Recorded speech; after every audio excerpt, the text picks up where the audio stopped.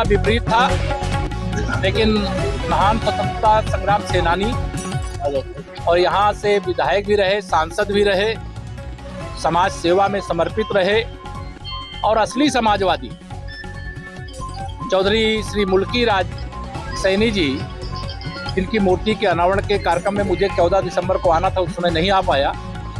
आज मौसम विपरीत था, लेकिन मैंने ठाना था कि आज तो मैं जाऊंगा ही जाऊंगा, उसके लिए आना हुआ। मैं पूरे परिवार के जितने सदस्य हैं, समाज के जितने साथी हैं, सबको आज मुझे कार्यक्रम में बुलाने के लिए धन्यवाद करता हूं।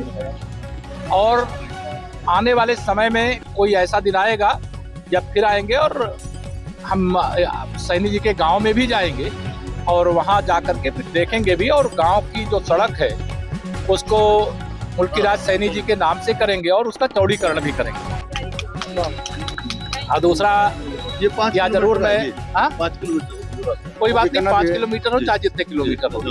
और दूसरा यह भी मैं आज आप सबको बता दूं, आप कोई सवाल करें उससे पहले बता दूं, 2027 में तीसरी बार प्रचंड बहुमत से, अर्थात 2017 से भी अधिक बड़ी विजय जनता के आशीर्वाद से, कार्यकर्ताओं के परिश्रम से प्राप्त करके हम उत्तर प्रदेश में सरकार बनाएंगे। और समाजवादी पार्टी जो गुंडागर्दी करती है, जो अपराध करती है, जो माफियाओं का संरक्षण करती है, उसका सुपड़ा सहारनपुर सहित, सहारनपुर से सोनभद्र तक, गाजियाबाद से गाजीपुर तक साफ हो जाएगा।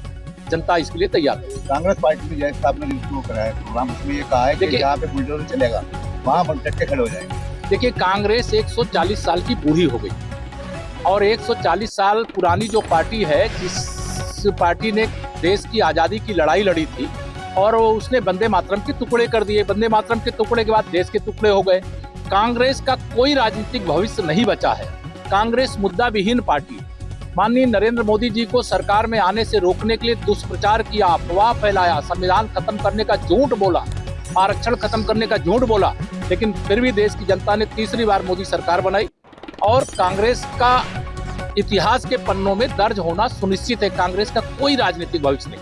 गठबंधन ने इस बार ये भी कहा है कि अगर जरूरत पड़ी तो सभी छोटी पार्टियों को साथ लेंगे। वो लगता है मायावती हुई तो उन्हें भी बुला सकते हैं। जिनको जिनको लेना है उनको ले लें। हम भारतीय जनता पार्टी और एनडीए जिस तरह से लड़ रहा है, वह और बड़ी विजय जब 2029 आएगा तो आप देखिए, प्रचंडतम से प्रचंडतम बहुमत माननीय नरेंद्र मोदी जी को चौथी बार प्रधानमंत्री बनाने के लिए मिलेगा। और जैसे लोकसभा चुनाव 2024 के संपन्न हुए, फिर हरियाणा विधानसभा चुनाव में कौन जीता? भाजपा। महाराष्ट्र विधानसभा में कौन जीता? भाजपा। दिल्ली विधानसभा में कौन जीता? भाजपा। और बिहार में अभी जो ऐतिहासिक विजय हुई वो भाजपा गठबंधन की हुई। इसलिए कांग्रेस हो, आरजेडी हो, सपा हो, टीएमसी हो, अभी पश्चिम बंगाल में भी कमल खिले। धन्यवाद। और कोई आज सांसद हमेशा जो है आरोप लगा रहे हैं सरकार को लेकर 4 करोड़ काट दी गए, क्या कहेंगे? देखिए, भारतीय जनता पार्टी मतदाता सूची का शुद्धिकरण और वोट एकदम सही तरीके से डालने की पक्षधर है। मतदाता सूची शुद्ध हो जाएगी तो कांग्रेस और सपा का हो सकता है खाता ही न